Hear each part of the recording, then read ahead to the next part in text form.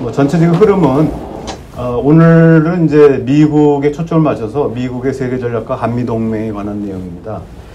첫 번째는 이제 첫 번째 제1강은 그때도 미국을 다루긴 했지만 미국의 패권과 또 이에 대한 도전의 움직임들, 그래서 중국을 비롯해서 러시아라든지 또 여러 브릭스 국가들이 미국의 세계 패권에 어떻게 도전하고 있는가, 이제 이런 부분들을 다뤘고요. 오늘 다루는 부분은 이제 말 그대로 미국의 세계 전략과 한미 동맹입니다. 그래서 우선 이제 제일 먼저 살펴볼 거는 지금 이제 본격적으로 쟁점되는 부분들은 이제 중후반부터 나오고, 전반부는 좀 가볍게 한미 동맹 이전의 한미 관계가 어떻게 됐는가 하는 부분을 살펴보겠습니다. 우리가 다룰 때 이제 그 한중 관계나 한일 관계는 상당히 복잡한 게 지정학적으로 붙어 있는 나라다 보니까 역사적으로 오래됐습니다. 그래서 이렇게 과거를 살펴보는 게 쉬운 일이 아닌데, 한미 관계나 한러 관계는 뭐 역사가 짧아가지고 또 이거 훑어보는 게 의미가 있고, 또 우리는 한미 동맹을 얘기하지만 어떻게 해서 북한과 미국이 적대 관계에 있었는지, 적대 관계가 만들어졌는지, 이런 부분도 우리가 중요하다고 생각합니다. 그런 의미에서 개괄적으로 한미 동맹 이전의 한미 관계에 대해서 살펴보도록 하겠습니다. 우리가 제가 이제 지금 아까 말씀드린 네 번째 이제 강의를 진행하면서 우리가 대략 한 50% 정도는 이제 정보를 여러분들한테 드리는 의미를 좀 의도를 가지고 있습니다. 한 30%는 이제 쟁점에 관한 부분들, 도대체 한미 동맹 또는 이제 그 이전에 뭐 한중 관계도 마찬가지고, 지난번에 핵 문제도 마찬가지입니다. 그러니까 쟁점이 무엇인가, 그리고 마지막에 한 20% 정도는 어떻게 하는 게 좋겠는가 하는 부분입니다. 제가 이제 이런 배정을 한 거는 실제로 우리가 심지어 전문가들조차도 논쟁을 할 때 보면은 팩트가 틀린 경우가 너무 많아요. 그래서 그러다 보니까 얘기하다 보면은 상당히 이제 딴 얘기, 서로 다른 얘기를 하고 있는 경우가 종종 있거든요. 그래서 제가 요새는 이제 뭐 TV 토론에 잘 부르지 않아서 안 나가지만, 예전에 많이 나갔을 때는 제가 토론에 나가면 상대방 학자가 되게 겁을 많이 먹습니다. 왜냐하면 제가 팩트에 굉장히 강한 편이어가지고, 그래서 저는 뭐 어떤 이념적이거나 뭐 이런 거를 강조하기보다는 일단 팩트에서 이제 깨고, 그 다음에 이제 그 다음에 가치의 문제가 있는 거죠. 그래서 그 문제 가지고 얘기를 하는데, 그래서 제가 오늘 이제 6시 시작하다 보니까 이제 앞에 부분에서 쟁점을 다루기는 어려운 부분도 있습니다. 그래서 오늘은 가볍게 한미동맹 이전의 한미관계에서 살펴보도록 하겠습니다. 한미관계의 첫 출발은 1966년에 7월에 있었던 민간 상선인 제너럴 셔머너 사건이 있습니다. 그래서 제너럴 셔머너 사건은 북한에서는 이제 김일성 주석의 할아버지가 이제 이거를 격퇴시켰다 그래가지고 역사를 거기까지 올라가긴 하는데, 뭐 그 사실 여부는 잘 모르겠지만 어쨌든 한국과 미국이 처음으로 만난 거는 이제 바로 1866년 평양에서 제너럴 셔머너인데, 제너럴 셔머너가 대동강을 거슬러 올라가가지고 여기에 이제 항의하는 평양 시민들을 이제 무차별하게 이제 살상을 하면서, 또 여기에 반발해가지고 이제 관민이 합심을 해가지고 제너럴 셔머너를 이제 불질러가지고 상당히 이제 좀 불명예스럽게 이제 후퇴를 했습니다. 그러고 나서 5년 뒤에 제너럴 셔머너에 대한 책임을 묻기 위해서 미국이 공식적으로 군대가 이제 파견됩니다. 그게 바로 1871년도에 신미양요라고 부르는 겁니다. 강화도에 저일먼데 이제 초치진을 점령해가지고, 그 다음에 이제 나중에 이제 미군 해병대 600여 명이 우리 조선 관군 3,000여 명을 완전히 무자비하게 학살해가지고 완패를 당했습니다. 그래서 당시 이제 총지휘관이었던 어제언의 어떤 장군기, 그러니까 숫자 써있죠. 숫자기를 이제 뺏어가가지고 약탈을 한, 우리로서 굉장히 굴욕적이긴 한데, 대신 이제 신미양역 때 이제 미국에서 최초로 웨스트포인트 출신 장교가 사망했다고 합니다. 그 정도로 이제 미국이 뭐 우리 조선군만큼은 아니지만 일정적으로 타격을 받았다고 얘기를 하고 있습니다. 그러나 그 이후에 이제 미국이 신미양요 이후에 이제 나중에 이제 일본을 개항시키고 그 다음에 이제 조선을 개항시키러 들어왔는데, 결과적으로 1882년도에 제물포 조약이 맺습니다. 그래서 조미 통상 수호 조약을 맺는데 이걸 의의를 얘기한다면은 당시 청나라가 이 조선의 외교권은 청나라 가지고 있다고 그래가지고 청나라하고 미국하고 수호 통상 조교를 맺자고 얘기하는데 미국이 이건 말도 안 된다 그래가지고 우리 조선하고 맺겠다 그래가지고 조선하고 맺게 됐습니다. 그때 이제 청나라가 그러면 우리가 입회하겠다고 했는데 역시 그것도 거절해가지고 결국은 이제 조선이 이제 최초로 자주적으로 이제 그 미함선에 올라가서 수호 조약을 맺었습니다. 이걸 계기로 해서 1882년도에 당시에 이제 미국의 제미 대한제국 공사관이 개설됩니다. 그래서 여기에 이제 83년도에 이제 뭐 홍영식이나 민영익, 서강범 같은 사람들이 이제 파견되는 이런 사진이 저쪽에 나와 있죠. 그러다가 당시만 해도 이제 미국이 일단 그 페리호를 통해서 1858년이죠. 그때 이제 일본을 개항시킨 이후에 일본을 거점으로 해서 조선, 그 다음에 그 중국에 영향력을 미치기 시작했습니다. 그러다가 일본은 일본대로 이 한반도, 대만을 병합할 야욕이 있었고, 미국은 당시에 이제 미 본토에서 미국과 스페인 전쟁에서 승리한 이후에 그 여세를 몰아가지고 아시아에서 스페인의 식민지였던 필리핀을 이제 먹고자 합니다. 이 과정에서 맺어진 것이 1905년도에 테프트 카스라 밀약입니다. 그래서 육군 장관 테프트하고 윌리엄 테프트하고 이제 일본 총리 겸 임시 외무대신 카츠라 따로가 협정을 맺는데 이게 나중에 이제 뒤늦게 발견됐습니다. 이거는 이제 45년 이후에 한 60년대가 나중에 한참 뒤에 공개가 돼가지고 당시에 이제 미국하고 일본이 이런 밀약을 맺어서 필리핀과 조선을 이제 맞교환했다는 이런 것들이 밝혀지게 되고요. 이 과정에서 1904년도에 대한제국의 여기 외부란데 외교 고문인 이제 스티븐스가 이제 이 사람이 이제 그 대한제국 외교 고문을 맞으면서 동시에 주일 미국 공사가 서기관으로 있었는데 이 사람이 이제 1905년도에 한일 그 의정서가 맺어지자 한일합방 전이죠.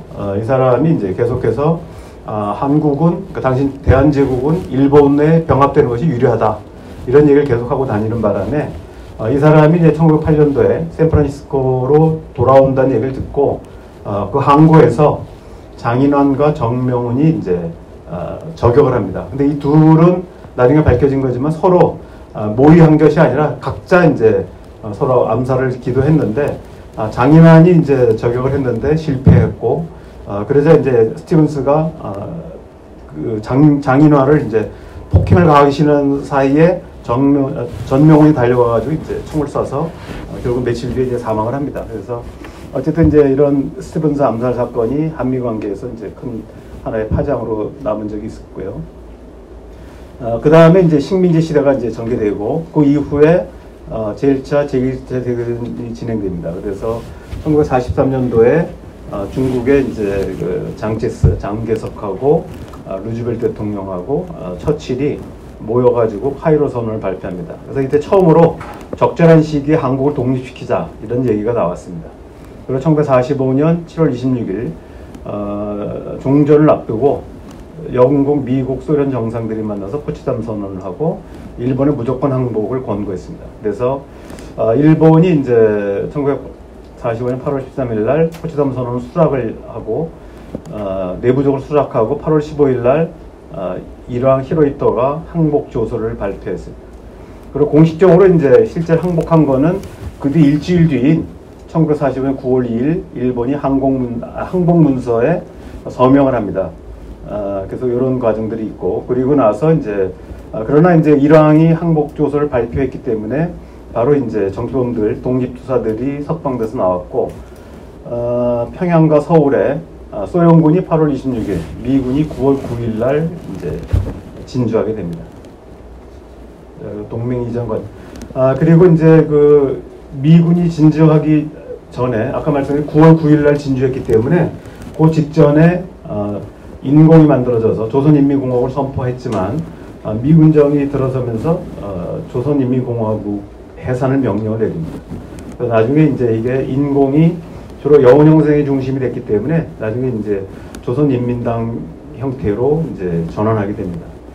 그리고 1945년 12월 16일 모스크바에서 이 당시에 이제 삼국 외상회의가 열렸는데 이 자리에서 이제 미국 제1호 한국을 이제 한반도죠. 남북한은 그때 분단되기 전이니까 이걸 이제 신탁 통치하에 두자라는 얘기가 나오기 시작했습니다. 그래서 제1차 미소공동위원회, 제2차 미소공동위원회가 열리게 되는데 바로 이제 1946년 5월 15일 날 제2차 미소공동위원회가 영구 중단을 발표하게 됩니다. 휴회를 발표하게 되는데 다음을 약속하지 않고 휴회를 약속하자 이걸 틈타서 이제 6월 3일 이승만 대통령이 정읍 발언, 남한 단독 정부라도 먼저 수립하자라는 발언을 시작하게 됩니다. 근데 이 부분들은 바로 이제 그 앞서서 1940년 3월 5일 처칠이 미국 프린스턴 대학 연설에서 철의 장막이라는 연설을 했고 이듬해인 47년 3월 10일 트루만이 냉전을 선언하게 됩니다. 이런 어떤 국제 정세를 읽고 이승만 대통령이 이제 남한 단독 정부 수립을 얘기를 했습니다. 여기에 반대하는 김구 선생이 이제 이 사진을 보면은 남북 협상을 위해서 38선을 넘고 있는 이런 장면이 있고요.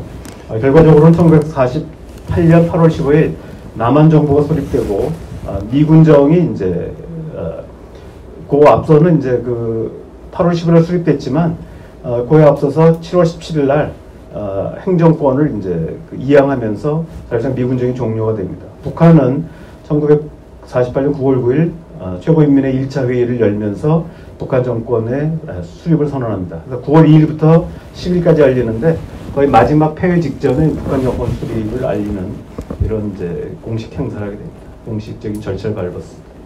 그 다음에 이제 이제 한미동맹이 이제 다가왔는데, 자, 여기 보면은, 아까 말씀드렸듯이 대한민국 정부가 수립되자, 미군정이 해산됐고, 여기서 이제 당시 미 24군단 7만 명이 주둔해 있었는데, 이 가운데 군사고문단 479명을 잔류한 채 미군이 철수하게 됩니다. 그리고 이듬해인 1950년 1월 12일, 그 유명한 에치슨9 발표가 있습니다. 에치슨9은 이제 딘 에치슨 국무장관이 소련과 중국의 영토 해역을 저지르기 하기 위해서 미국의 방위선을 발표했는데 여기 그림에 보면 아시겠지만 대만과 한국이 남한이죠. 남한이 미국의 방위선에서 제외됐다 이렇게 선언합니다.